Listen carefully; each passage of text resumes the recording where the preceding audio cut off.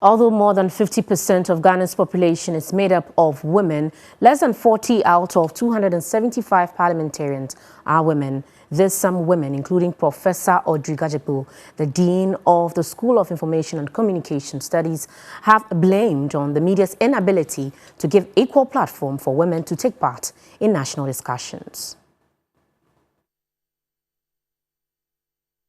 Ghana's journey towards tackling the gender imbalance and inequalities in representation in decision-making has been described as slow and unsatisfactory.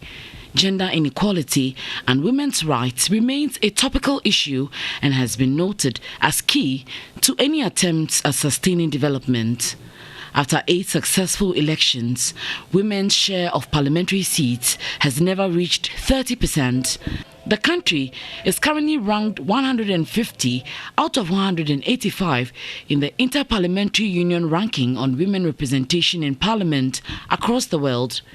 At an International Women's Day event titled African Women Breaking the Bias, organized by Feminstyle Africa, some women expressed worry about the low participation of women in politics, television and radio studio discussion, and at the presidency. Our government has made commitment to protect women's rights. Despite this commitment, there are a lot of barriers to women's participation. For example, in governance, out of 275 members of parliament, we have only 40 as women.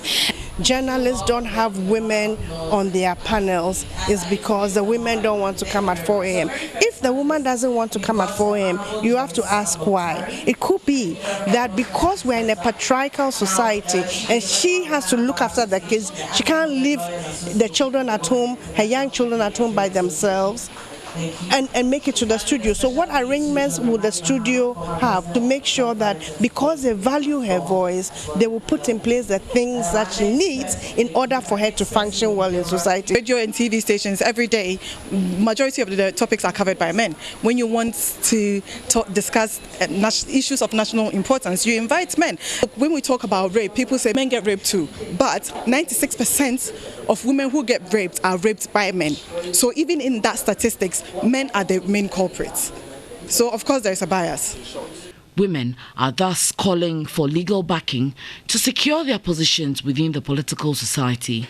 The passage of the affirmative action legislation will ensure the deliberate appointment of women to leadership positions and eliminate the biases and discrimination.